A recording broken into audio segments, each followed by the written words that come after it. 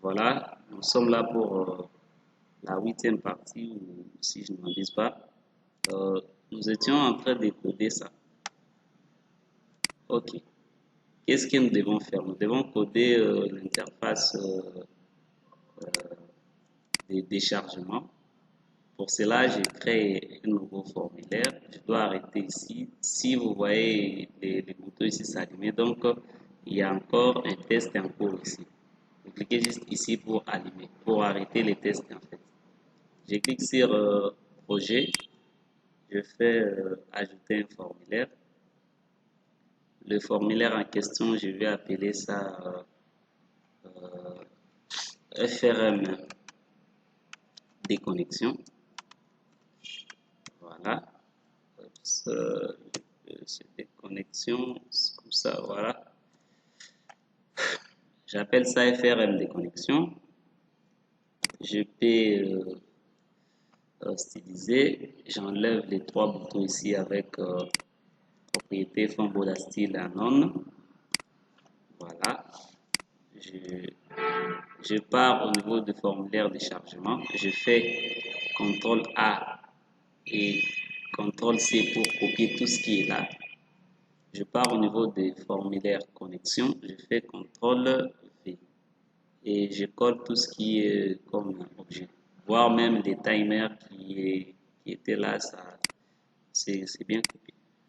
À ce niveau, je dis fermeture au lieu de chargement. Je dois dire fermeture. Je pars au niveau des propriétés texte. Ici, je dis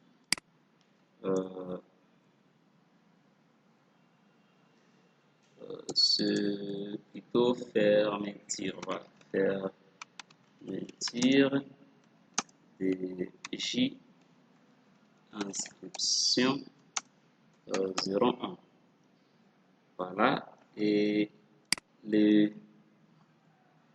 notre objet progress bar. Notre objet progress bar au niveau du nom, c'est PGB, toujours comme nous avions copié, et value, ça s'appelle value toujours. Voilà. Ici, c'est n'est plus chargement, c'est déchargement. C'est plutôt le contraire. Déchargement, comme ça. Déchargement de notre application. Voilà. Si je double-clique sur l'interface l'espace vide, je dois démarrer le timer. Si vous vous rappelez encore, ça, ce timer 1 point start. Donc, je démarre le timer. Après, qu'est-ce que je vais faire? Je double-clique sur timer ici. Vous voyez l'interface, l'intervalle, pardon, c'est à 100.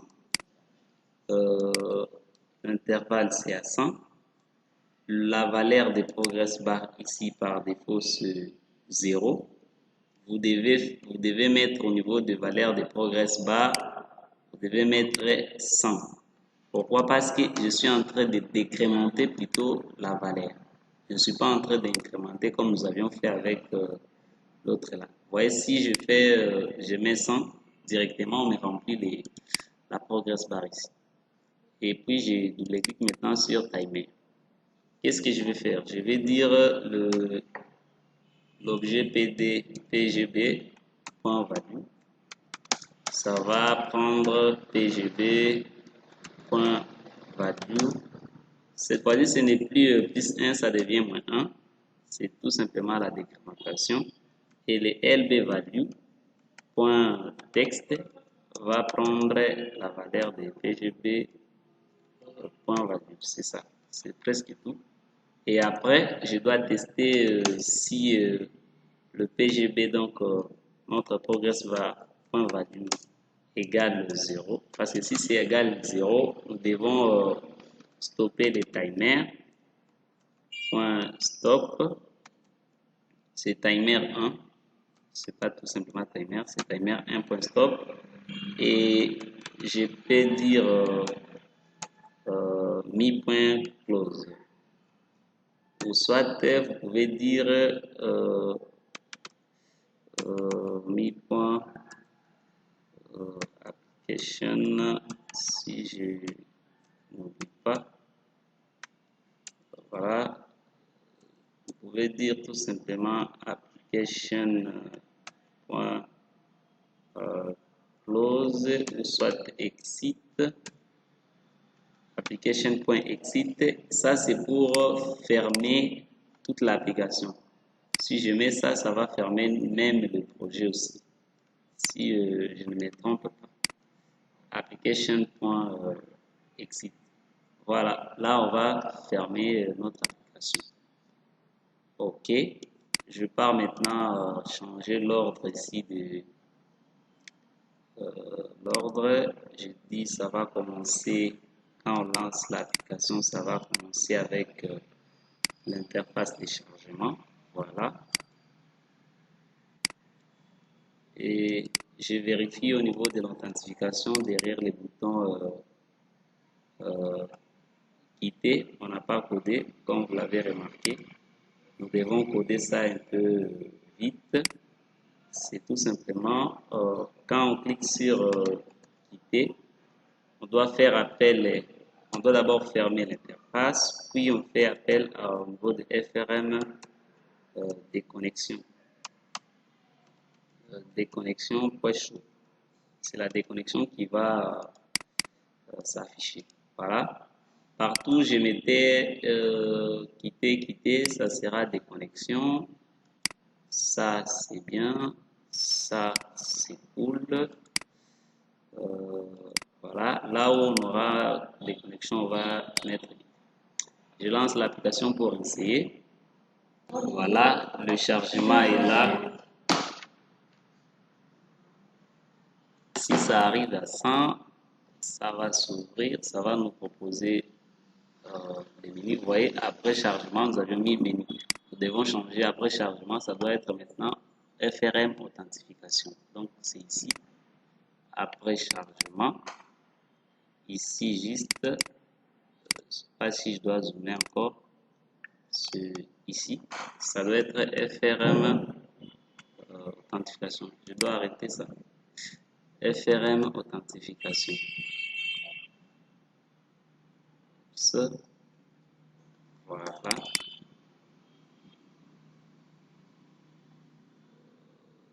Ça va m'appeler le FRM authentification. Et au niveau du menu, je ne sais pas si on avait oublié de coder ça. Quand on clique sur fermer, on va appeler quoi? On appelle le FRM déchargement. C'est celui qui sera affiché ici. OK. Je lance maintenant l'application.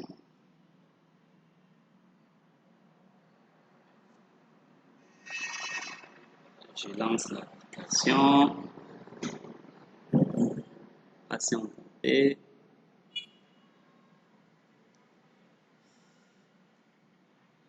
Voilà, dans quelques instants, en 2 temps 3 mouvements, ça va s'afficher. Voilà, il y a des chargements qui s'effectuent.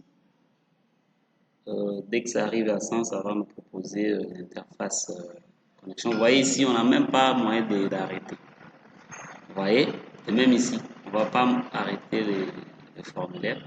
Ici, si je mets maintenant mon identifiant MK 3 fois, je peux vérifier pour voir si c'est bien. Voilà, c'est ça. Je clique sur c'est connecté. Si je clique sur quitter, ça va m'appeler l'interface des connexions, mais je me connecte d'abord pourvu que ça m'affiche les menus principaux. Je peux ajouter l'étudiant à ce niveau.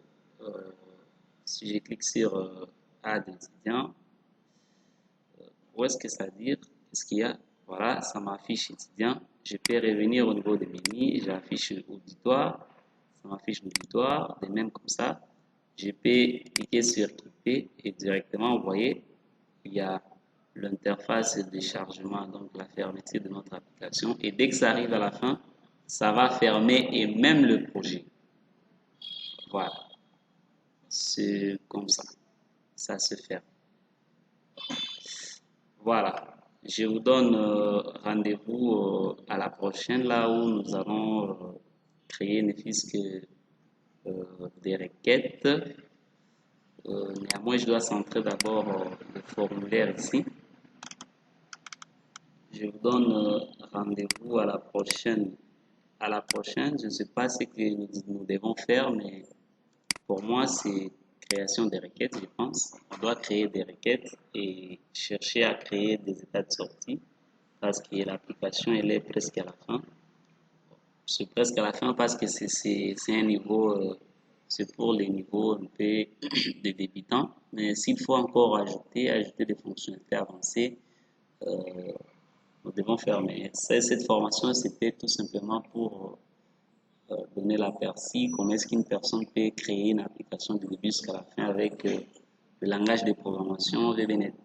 Voilà, je vous donne rendez-vous à la prochaine où on va créer des requêtes.